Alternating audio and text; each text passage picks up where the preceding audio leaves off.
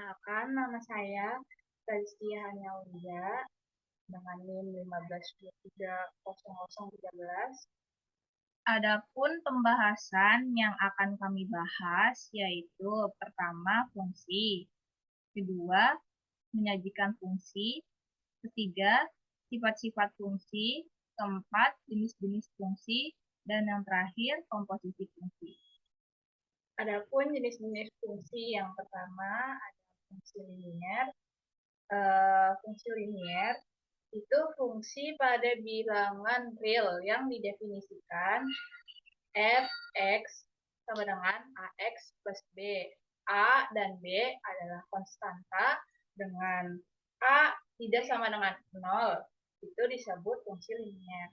Di sini ada contoh studi kasus dari fungsi linier. Ada soal cerita di sebuah toko buku. Vika membeli 2 pulpen dan 3 pensil dengan harga 19.000. Lia membeli 3 pulpen dan 1 pensil dengan harga 18.000. Jika Ana membeli 5 pulpen dan 2 pensil, maka biaya yang harus dikeluarkan oleh Ana adalah, untuk penyelesaiannya kita tulis dulu. Yang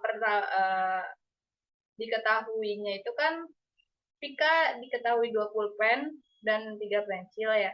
Jadi untuk pulpen dan pensilnya kita ganti dengan variabel. Pulpen kita ganti dengan variabel X dan pensil kita ganti dengan variabel Y. Dari soal tersebut dapat disusun persamaan linier sebagai berikut. Yang ini persamaan penyanyi si Vika. 2X ditambah 3Y sama dengan 19.000. Dan ini yang kedua itu ada 3X ditambah Y sama dengan 18.000. Dan ini punyanya si Lia. Ditanya itu punyanya si Ana. 5X ditambah 2Y. Caranya bagaimana? Pertama kita tentuin dulu siapa yang mau dieksekusi duluan. Di sini kita eksekusi nilai Y dulu. Jadi nilai X-nya dihilangin. Karena kita mau eksekusi nilai Y, mau cari tahu nilai Y-nya duluan. Kan ini udah ada ya nilainya nih. Kita samain dulu nilai X-nya biar si X-nya ini hilang. Yang atas dikali 3 dan yang bawah dikali 2. Jadi 6X untuk yang punyanya Vika itu 6X ditambah 9Y sama dengan 57.000 dan punyanya si Lia itu 5X ditambah 2Y sama dengan 36.000.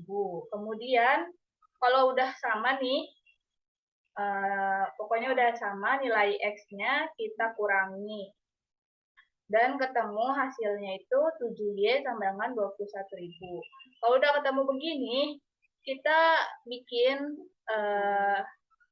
Y-nya ketemu dihasilkan. Jadi 21.000 dibagi 7 hasilnya itu 3.000 dan Y-nya ini ketemu 3.000.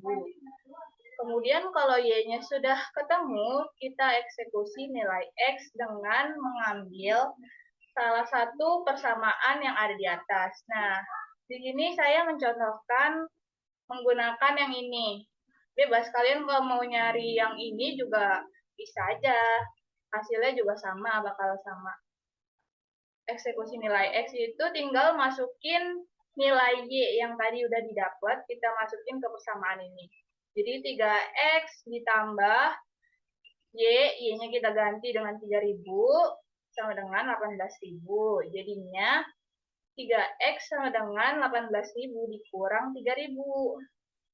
Ini hasilnya. X sama dengan 15.000. Karena ini 18.000 dikurang 3.000 kan 15.000. Kemudian 3-nya ini kita pindahin ke bawah. Dan ketemulah nilai X-nya adalah 5.000. Jika sudah ketemu nilai X dan Y-nya, kemudian masukkan ke persamaan ini yang ditanyanya. Kalau yang ditanyanya itu kan 5X ditambah 2Y. Jadi X-nya kita 5 dikali 5.000 karena X-nya X-nya itu kan 5.000, ditambah 2 dikali 3.000, karena Y-nya adalah 3.000. Terus dihasilin ketemu 25.000 ditambah 6.000, hasilnya 30.000. Jadi biaya yang harus dikeluarkan Ana adalah 31.000. Selanjutnya yang keempat ada fungsi kuadrat. Fungsi kuadrat itu adalah fungsi f memetakan bilangan real ke bilangan real yang ditentukan oleh rumus fx sama dengan ax kuadrat plus bx plus c dengan a, b, c bagian dari r dan a tidak sama dengan 0. Itu disebut fungsi kuadrat. Di sini ada contoh studi kasus dari fungsi kuadrat. Sejumlah siswa patungan untuk membeli alat praktikum seharga Rp450.000. Setelah masing-masing membayar dengan jumlah yang sama, ada 5 temannya yang akan ikut bergabung. Jika kelima temannya ikut bergabung, masing-masing akan membayar 15.000, kurangnya dari yang telah mereka bayar. Tentukan banyak siswa yang berencana akan membeli alat praktikum tersebut. Untuk penyelesaiannya itu, jumlah siswanya kita misalkan dengan variabel X, kita ganti dengan variabel X. Maka, masing-masing siswa membayar sebesar 450.000 dibagi X. X-nya itu adalah jumlah siswa. Setelah 5 temannya bergabung, masing-masing siswa membayar 450.000 dibagi X ditambah 5. X tambah 5. X-nya ini kan jumlah siswa, dan 5-nya ini adalah temannya yang baru datang. Selanjutnya, rumusnya itu, kita selisih pembayaran. Ini, selisih pembayaran sama dengan pembayaran mula-mula dikurang pembayaran setelah 5 temannya bergabung. Nih, selisih pembayarannya itu kan 15.000 sama dengan 450.000 X per X. Ini itu adalah pembayaran mula-mula dikurang 450.000 per X ditambah 5. Yang ini. Jadi setelah 5 temannya bergabung.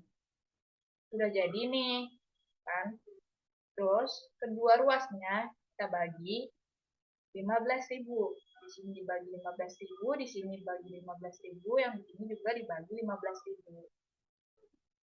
Sudah. Lalu hasilnya adalah 1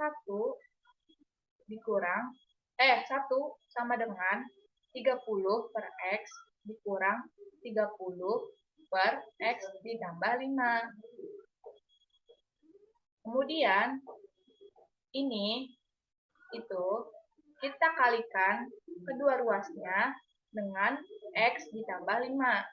Jadinya begini, X dalam kurung X ditambah 5 sama dengan 30 dalam kurung X ditambah 5 dikurang 30X.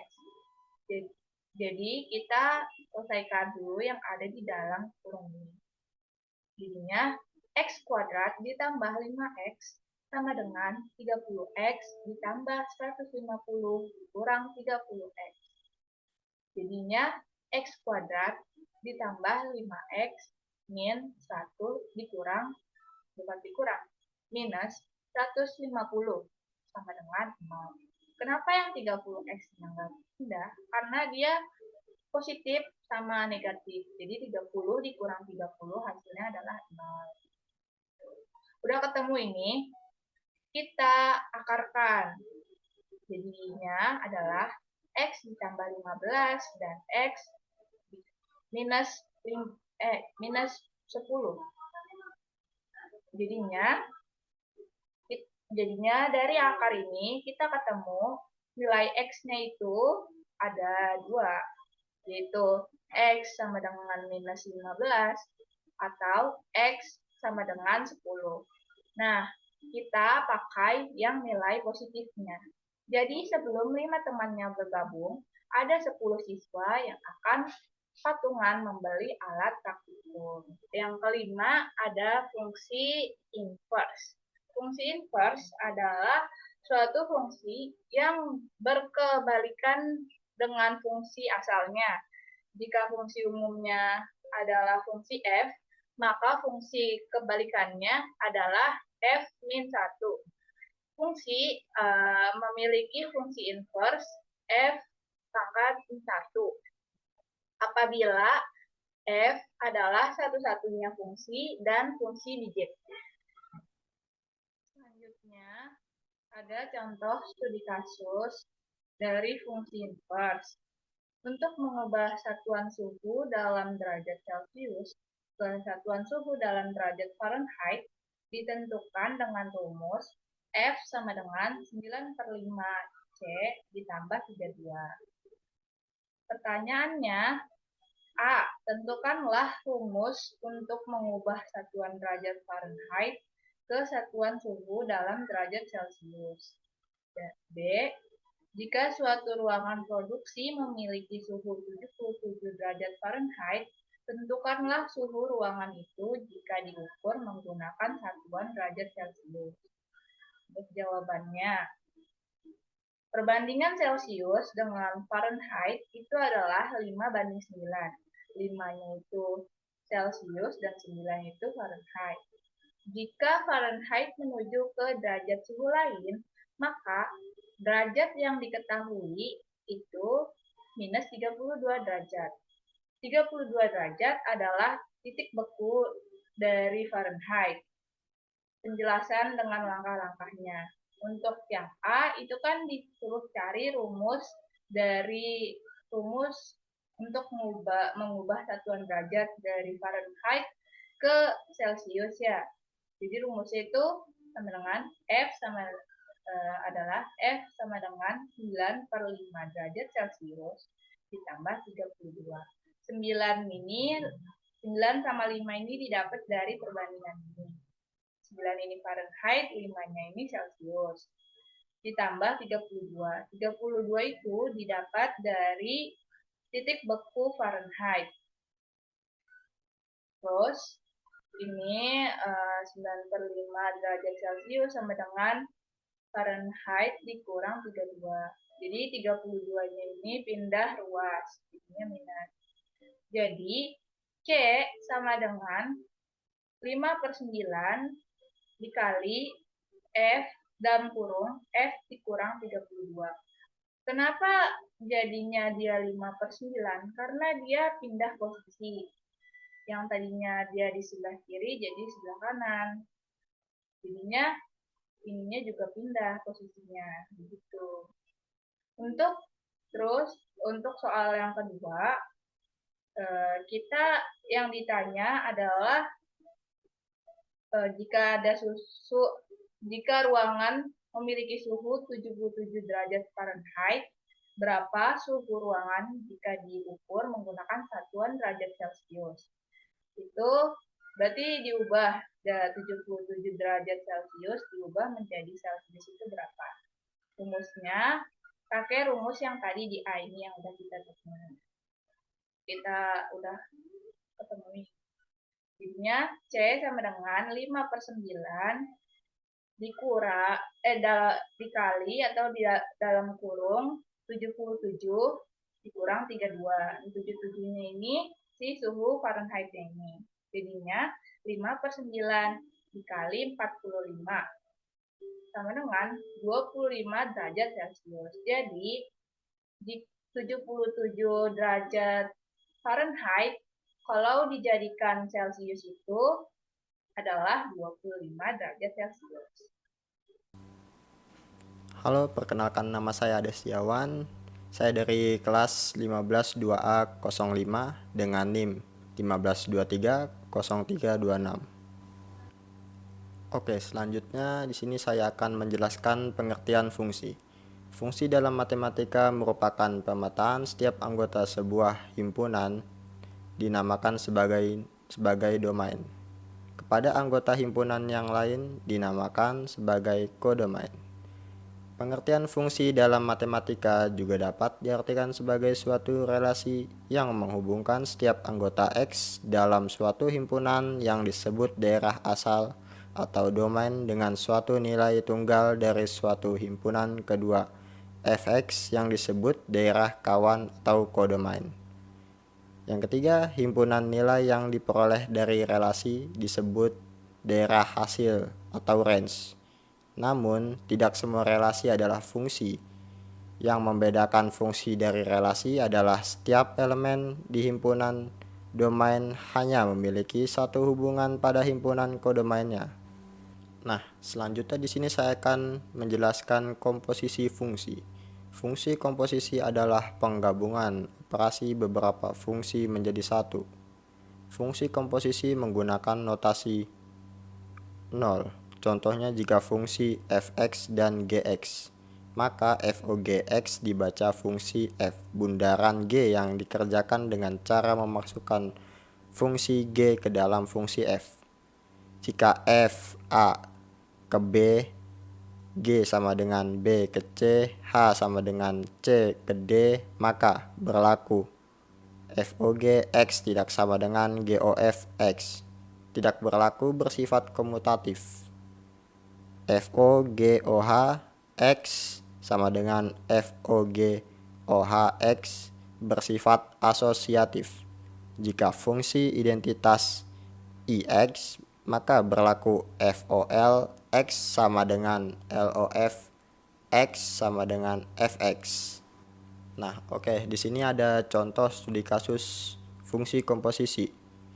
Seorang manajer pemasaran memperoleh gaji sebesar 100 juta per tahun, ditambah 5% komisi dari total penjualan selama setahun.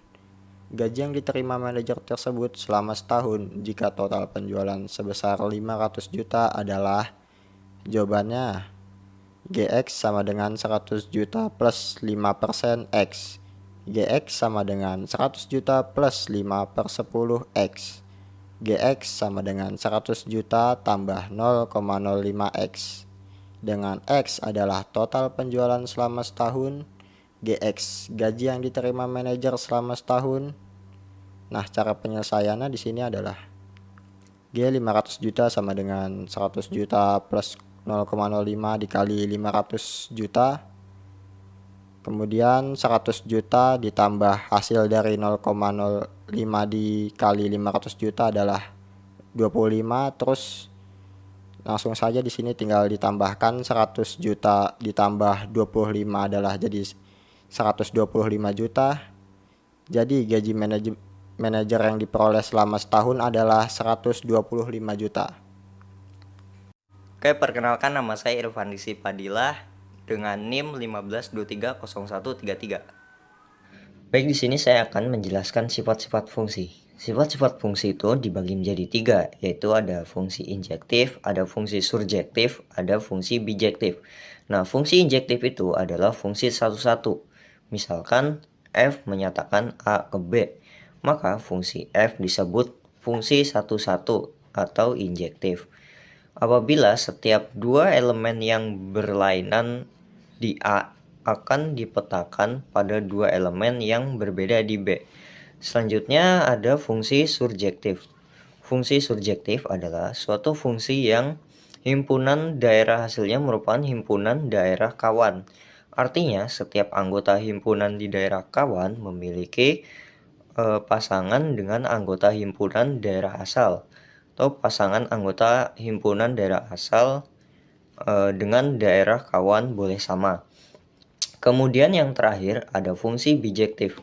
Jadi fungsi bijektif adalah suatu pemetaan F sama dengan A ke B sedemikian rupa sehingga F merupakan fungsi yang injektif dan surjektif sekaligus, maka dikatakan F adalah fungsi yang bijektif atau A dan B berada dalam korespondensi satu-satu.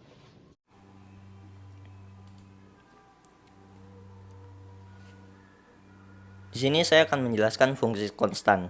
Misalnya f sama dengan a ke b adalah fungsi di dalam a, maka fungsi f disebut fungsi konstan. Jika dan hanya jika jangkauan dari f hanya terdiri dari suatu anggota, fungsi konstan fx sama dengan c adalah fungsi yang hasilnya tetap untuk setiap nilai masukan atau input.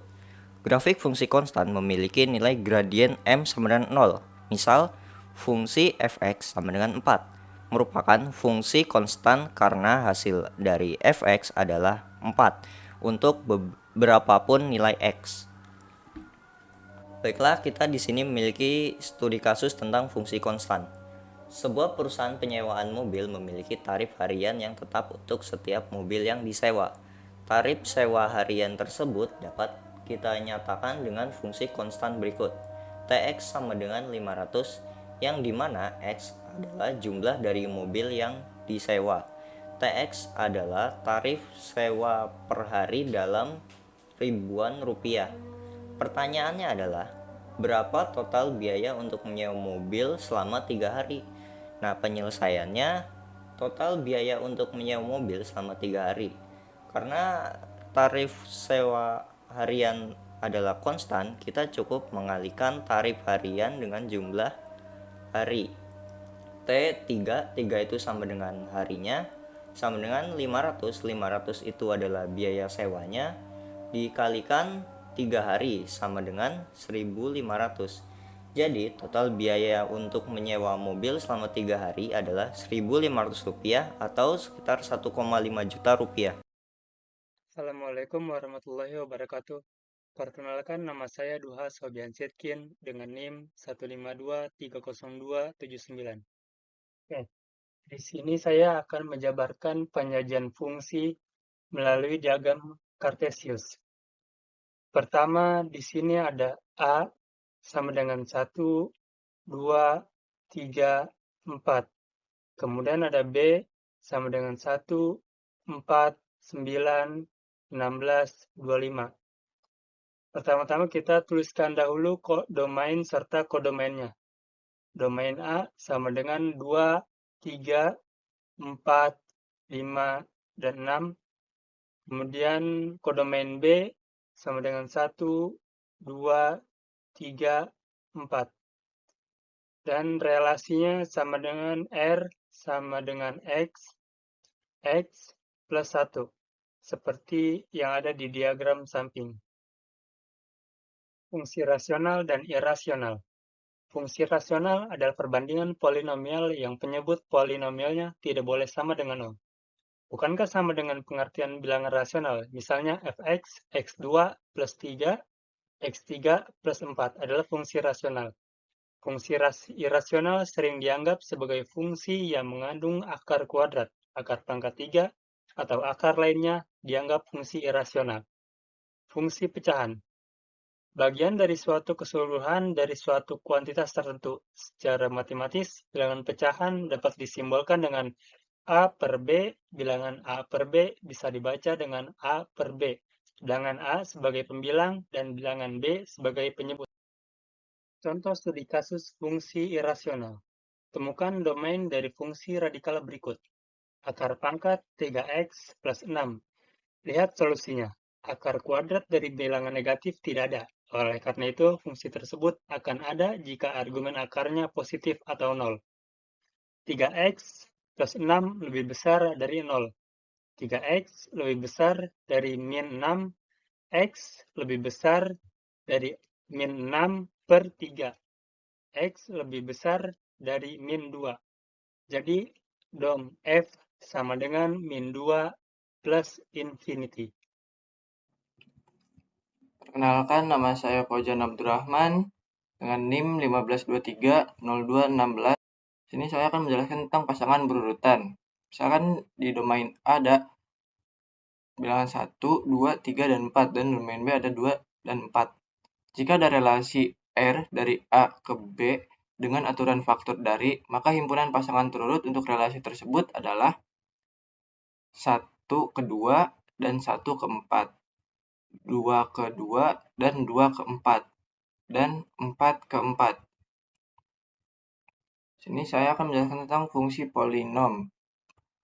Fungsi polinom merupakan bentuk umum dari fungsi konstan, linier, identitas, dan kuadrat yang ditulis f dalam kurung x sama dengan an x pangkat n ditambah a dalam kurung n-1 x pangkat n-1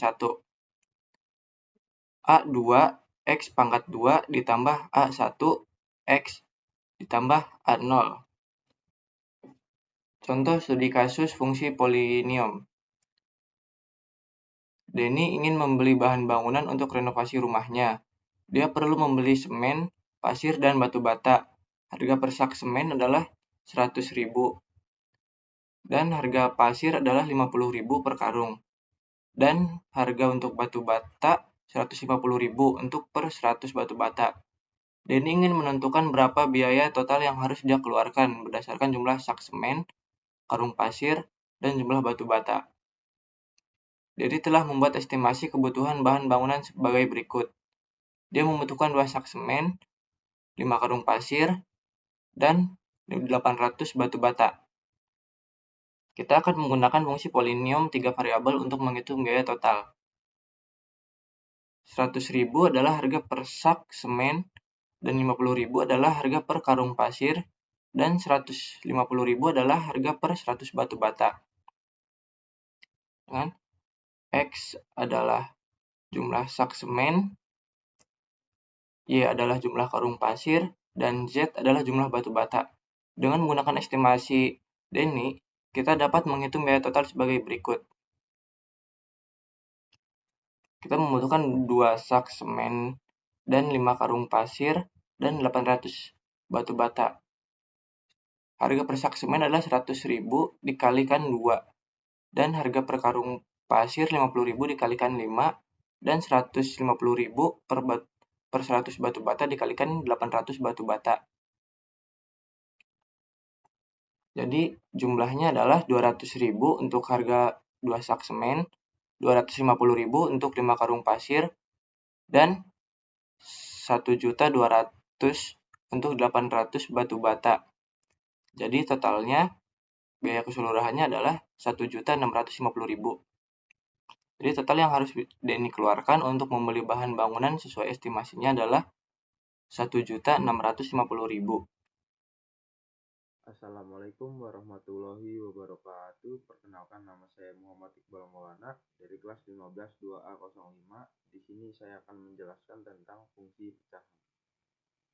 Sebelum masuk ke materi pecahan, izinkan saya menjelaskan tentang diagram panah. Anggota himpunan A terdiri dari 1, 2, 3, dan 4, dan anggota himpunan B 1, 4, 9, 16, dan 25. Tulis di domain A anggotanya 1, 2, 3, dan 4, dan kodomain anggota himpunan B 1, 4, 9, 16, dan 25. Hubungan A adalah akar dari B, maka model R sama dengan X akar 2. Contoh A, akar dari B, 1 akar dari 1, 2 akar dari 4, 3 akar dari 9, 4 akar dari 10, dan 25 tidak mempunyai akar. Oke, kita lanjut ke materi pecahan. Fungsi pecahan. Fungsi pecahan adalah bagian dari satu keseluruhan dari suatu kuantitas tertentu secara matematis. Bilangan pecahan dapat disimbolkan dengan A garis miring B. Bilangan A garis miring B bisa dibaca dengan A per B, bilangan A sebagai pembilang dan bilangan B sebagai penyebut. Kita langsung masuk ke contoh studi kasusnya. Contoh studi kasus fungsi pecahan. Pak Widodo memiliki bisnis produksi sirup. Ia memiliki bahan 6 1/4 kg gula dan juga memiliki tambahan 4 1/2 kg gula. Ia menjualnya dalam kemasan botol, di mana setiap botol memerlukan 1/4 kg gula, maka banyaknya botol yang diperlukan Pak Widodo adalah pembahasan. Banyak botol sama dengan 6 1/4 ditambah 4 1/2 dibagi 1/4 sama dengan 6 ditambah 4 ditambah 1/4 ditambah 1/2 dibagi 1/4 sama dengan 10 ditambah 3/4 dibagi 1/4. Kita hilangkan dalam kurungnya, menjadi 10 ditambah 3/4 dibagi 1/4. Sama dengan 43/4 dibagi 1/4. Kita ubah posisi penyebut dan pembilangnya menjadi 43/4 dikali 4/1. Sama dengan 172/4. Kita kecilkan menjadi 43. Assalamualaikum, perkenalkan nama saya Renata Masya Silap, tim saya 152301159. Sekarang kita akan membahas tentang penyajian fungsi. Ada beberapa cara untuk menyatakan permasalahan tersebut, yaitu cara yang pertama dengan himpunan pasangan berurutan, cara yang kedua dengan diagram panah, dan cara yang ketiga dengan diagram kartesius. Saat ini saya akan menjelaskan tentang fungsi identitas. Fungsi identitas adalah fungsi yang mengembalikan nilai yang sama yang digunakan sebagai argumennya. Ini juga disebut relasi identitas, atau peta identitas, atau transformasi identitas. Sekarang kita akan membahas tentang contoh soal dari fungsi identitas. Ayah menabung di bank dengan tabungan awal Rp500.000. Jika ayah rutin menabung setiap bulan dengan besar yang sama dengan tabungan awal, maka jumlah tabungan ayah pada bulan ke-6 adalah. Nah, di bawahnya ada penyelesaiannya, yang misalkan X adalah lama menabung dalam bulan. Dan Fx adalah jumlah tabungan ayah pada bulan yang ke-X. Nah, kita akan mencari jumlah tabungan ayah pada bulan ke-6.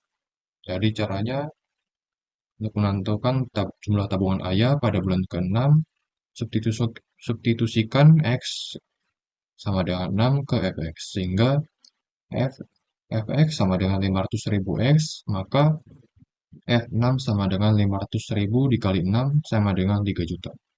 Dari jumlah tabungan ayah pada bulan ke-6 adalah 3 juta. Yang berikutnya adalah fungsi ganjil dan fungsi genap.